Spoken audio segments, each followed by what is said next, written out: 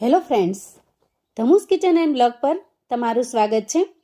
મિત્રો, સાબુદાણાના વડા, ફરાળી ખીચડી તો તમે ખાધી જ હશે, પણ ઢોકળા ક્યારેય નહીં બનાવ્યા હોય. કોઈ પણ લોટના ઉપયોગ વગર યુનિક રીતે એકદમ નવા સ્વાદમાં બને છે. એના માટે સૌથી પહેલાં આપણે અહીંયા 1 વાટકી જેટલા સાબુદાણા લેવાના છે.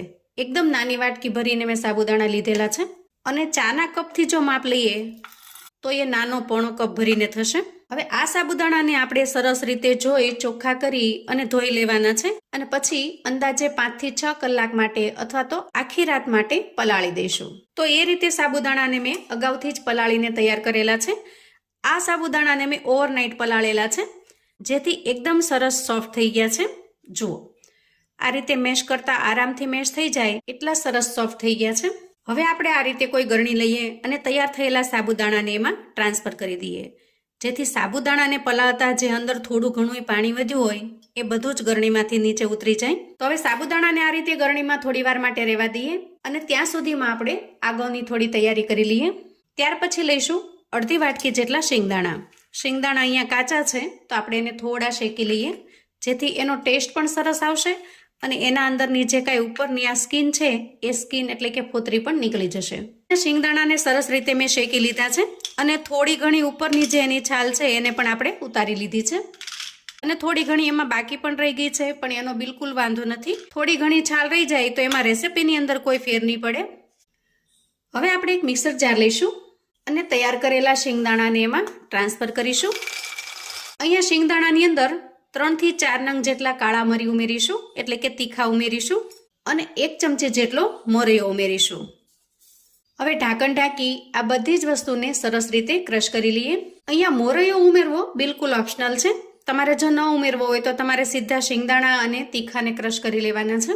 અને આ રીતે એકદમ સરસ મજાનો લોટ જેવું તૈયાર કરી લઈશું. હવે ત્યાં સુધીમાં જુઓ, અહીંયા સાબુદાણાની અંદર જે કાંઈ એક્સ્ટ્રા પાણી હતું એ બધું જ પાણી નીકળી ગયું છે અને સાબુદાણા એકદમ સરસ છૂટા છૂટા થઈ ગયા છે. અહીંયા તમે જોઈ શકો છો. અને આ રીતે દાણો દબાવતા એક સાબુદાણાનો દાણો સરસ રીતે સોફ્ટ પણ થઈ ગયો છે. તો અહીંયા આ સ્ટેજે સાબુદાણાની અંદરનું બધું જ પાણી નિતાર્યા પછી આપણે હાથની મદદથી સાબુદાણાને થોડા થોડા મેશ કરી લેવાના છે. તમે ઈચ્છો તો અહીંયા મેશરથી પણ મેશ કરી શકો છો, પણ આપણે વધારે પડતા મેશ નહીં કરીએ, એટલે કે એને ગ્રાઇન્ડ કરી નાખીએ, પીસી નાખીએ એ રીતે નહીં, પણ સાબુદાણાના થોડા થોડા ચંક્સ બાકી રહે એ રીતે ક્રશ કરીશું. તો એના માટે હાથ છે એ સૌથી બેસ્ટ ઓપ્શન રહેશે. હાથથી કરશો તો એકદમ વધારે પડતા મેશ નહીં થઈ જાય, પણ આ રીતે થોડા થોડા ચંક્સમાં રહેશે. અને આજની જે આ ઢોકળાની રેસિપી છે એને માટે આપણે એ રીતે જ સાબુદાણાને તૈયાર કરવાના છે. તો આજની આપણી જે ઢોકળાની રેસિપી છે મિત્રો, એકદમ યુનિક, અલગ અને નવી રીતે બનાવેલા છે. તમે આમ તો ફરાળી ઢોકળા ઘણા ખાધા હશે, પણ આ રીતે સાબુદાણાના ઢોકળા તમે ક્યારેય ટ્રાય નહીં કર્યા હોય અને એનો લુક પણ એકદમ સરસ મજાનો આકર્ષક બને છે. આ રીતે મેશ કરતા થોડી વારની અંદર જ મિશ્રણ છે એ આ રીતે મિક્સ થવા લાગ્યું છે, એટલે કે જે સાબુદાણા છૂટા છૂટા હતા એની જગ્યાએ આ રીતે બંધાવા લાગ્યા છે. સાબુદાણાને એકદમ સરસ રીતે મેશ કરી લીધા પછી આપણે હાથને ચોખ્ખા કરી લઈએ. ત્યાર પછી એમાં 1 ચમચી જેટલી આદુ મરચાંની પેસ્ટ ઉમેરી દઈએ. આદુ મરચાંની પેસ્ટને આપણે થોડી અધકચરી રહે એ રીતે ખાંડી લેવાની છે અને થોડી ઝીણી સમારેલી કોથમીર ઉમેરીશું. ત્યાર પછી શિંગદાણાને ક્રશ કરી આપણે જે એકદમ સરસ મજાનો લોટ જેવો તૈયાર કર્યો છે એને ઉમેરી દઈએ. અહીંયા શિંગદાણાનું પ્રમાણ તમારે વધારે કે ઓછું જે રીતે રાખવું હોય એ રીતે રાખી શકો છો. અને ત્યાર પછી ઉમેરીશું સ્વાદ પ્રમાણેનું મીઠું. અહીંયા મેં ફરાળી મીઠાનો ઉપયોગ કર્યો છે. તમે ફરાળમાં જે મીઠું ખાતા હો એ મીઠું તમારે લઈ લેવાનું. હવે ઉમેરીશું 1 ચમચી જેટલું મોળું દહીં. અહીંયા દહીં છે એ આપણે થોડું ઓછી ખટાશવાળું લેવાનું, કેમ કે વધારે પડતું ખાટું દહીં હશે તો એનો ટેસ્ટ આપણને સ્વાદમાં સારો નહીં લાગે. ત્યાર પછી આપણે અહીંયા અડધા લીંબુનો રસ ઉમેરી દઈએ. માપ પ્રમાણે જોઈએ તો અંદાજે 1 થી 1.5 ચમચી જેટલો આ લીંબુનો રસ થતો હોય છે. અને ત્યાર પછી બધી જ વસ્તુને સરસ રીતે મિક્સ કરી લઈએ. જુઓ, આ રીતનું મિશ્રણ બનીને તૈયાર થશે. ત્યાર પછી આપણે અહીંયા 2 મીડિયમ સાઇઝના બટેકાને બાફી લીધા છે, તો એની છાલ ઉતારી સરસ રીતે તૈયાર કરી લઈએ. અને આ રીતે ઝીણી ખમણીથી ખમણી લઈ મિશ્રણની અંદર ઉમેરી દઈએ. ખમણવા માટે તમારે આ રીતે ઝીણી ખમણીનો ઉપયોગ કરવાનો, જેથી બટેકાના બિલકુલ ટુકડા ન રહે, એના જે નાના નાના ચંક્સ રહી જાય છે એ બિલકુલ ન રહે અને એકદમ સરસ મજાનો બટેકાનો માવો બનીને તૈયાર થાય. હવે જો અહીંયા ચમચીથી મેળવવામાં છે ને થોડી તકલીફ પડે છે.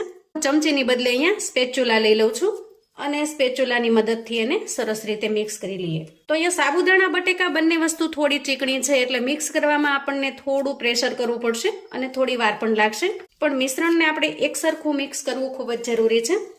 હવે આટલી તૈયારી કર્યા પછી આ રીતે કોઈ મોટું પોળું વાસણ લઈ લેવાનું, અથવા તો તમે કોઈ સ્ટીમર હોય તો સ્ટીમર લઈ લેવાનું. એના અંદર અંદાજે 1 થી 1.5 ગ્લાસ જેટલું પાણી ઉમેરી દેવાનું અને એક કાંઠાને અથવા તો સ્ટેન્ડને એમાં સેટ કરી દેવાનો. અને ત્યાર પછી એના અંદર આપણે આ રીતે કોઈ કાણાવાળી પ્લેટ અથવા તો ચાળણીને સેટ કરી દેવાની છે. અને આ વાસણને આપણે હવે ગેસ ઉપર મૂકી પાણીને સરસ રીતે ગરમ કરી લઈશું. ત્યાર પછી ઢોકળાને સ્ટીમ કરવા માટે એક પ્લેટ અથવા તો થાળી લઈ લઈએ અને એના અંદર બટર પેપરને સેટ કરી દઈએ. હવે જો સાબુદાણા અને બટેકા બંને વસ્તુ ખૂબ જ ચીકણા હોય છે, જેથી આપણે નીચે ઓઇલ લગાવશું ને તો પણ એને કાઢવામાં, ડિમોલ્ડ કરવામાં ખૂબ જ તકલીફ પડશે. જેથી આ રીતે નીચે બટર પેપર ચોક્કસથી સેટ કરી દેવાનું અને પછી બ્રશની મદદથી થોડું ઓઇલ અથવા તો ઘી લગાવી દેવાનું. હવે તમને થશે કે જો અમારી પાસે બટર પેપર ન હોય તો અમારે શું કરવું, તો તમારે અહીંયા થાળીની કિનારીથી લઈ અંદરની સાઈડ બધે જ થોડું વધારે ઘી લગાવી દેવાનું. એટલે ઘી જો થોડું વધારે હશે તો ડિમોલ્ડ કરવામાં તકલીફ ઓછી પડશે. હવે પ્લેટને આપણે આ રીતે અગાઉથી તૈયાર કરી લીધી છે. તો ત્યાર પછી બેટર લઈ લઈએ અને 1 ચમચી જેટલો ઈનો ફ્રૂટ સોલ્ટ લઈએ. હવે ઈનો ઉમેરી એમાં 1 ચમચી જેટલું પાણી ઉમેરી દઈએ અને પછી સરસ રીતે મિક્સ કરી લઈએ. મિશ્રણ થોડું ઘાટું લાગે તો થોડું પાણી ઉમેરી દેવાનું, અંદાજે 2 ચમચી જેટલું, જેથી ઈનો પણ સરસ રીતે મિક્સ થઈ જશે અને મિશ્રણ પણ થોડું હલકું ઢીલું થશે. ત્યાર પછી તૈયાર કરેલી પ્લેટ લઈ લઈએ અને એમાં મિશ્રણને પાથરી દઈએ. આ રીતે મિશ્રણને આપણે એક સરખું ફેલાવી દઈએ. એકદમ પરફેક્ટ તૈયાર થયું છે. ત્યાં સુધીમાં અહીંયા ગેસ ઉપર આપણે જે પાણી મૂક્યું છે એ પણ સરસ રીતે ગરમ થઈ ગયું છે. તો આ રીતે તૈયાર કરેલી પ્લેટ અથવા તો થાળીને આપણે એના અંદર સેટ કરી દઈએ અને એ પ્લેટ કે થાળી ઉપર પણ એક ઢાંકણ ઢાંકી દઈએ, જેથી જે વરાળ બને એના પાણીના ટીપા ઢોકળાની અંદર ન જાય. ત્યાર પછી ઉપર આપણે કવર કરી દઈએ, જેથી એકદમ સરસ રીતે સ્ટીમ થઈ શકે. તો આ રીતે આપણે ગેસની ફ્લેમને મીડિયમ પર રાખી 8 થી 10 મિનિટ સુધી ઢોકળાને સરસ રીતે સ્ટીમ થવા દઈશું. હવે પ્લેટ ઠંડી થયા પછી આપણે ઢોકળાને ડિમોલ્ડ કરી લઈએ અને ચાકુની મદદથી એકદમ સરસ મજાના મનગમતા પીસમાં કટ કરી લઈએ. અહીંયા તમને કટ કરતા જ ખ્યાલ આવી જશે કે ઢોકળા એકદમ સરસ મજાના સોફ્ટ બન્યા છે, સાથે સાથે ખૂબ જ સ્વાદિષ્ટ પણ બને છે. એકદમ સરસ મજાના નવા ટેસ્ટમાં તૈયાર થાય છે. તો મિત્રો, મારી આજની જો મહેનત તમને થોડી ઘણી પસંદ આવી હોય તો વિડીયોને એક લાઈક ચોક્કસથી કરજો અને તમારા ફેમિલી, ફ્રેન્ડ્સ, મિત્રોને પણ શેર કરજો, જેથી આ નવા ઢોકળા વિશે તેઓ પણ જાણી શકે. હવે આ ઢોકળાને તમે સિમ્પલ કોઈ પણ ચટણી સાથે એન્જોય કરી શકો છો, પણ એકદમ સરસ મજાના વધારે ટેસ્ટી બનાવવા માટે મેં અહીંયા થોડો વઘાર એડ કરેલો છે. થોડા તેલની અંદર જીરું કકડાવી લીધું છે અને થોડા મીઠા લીમડાના પાન પણ ઉમેર્યા છે.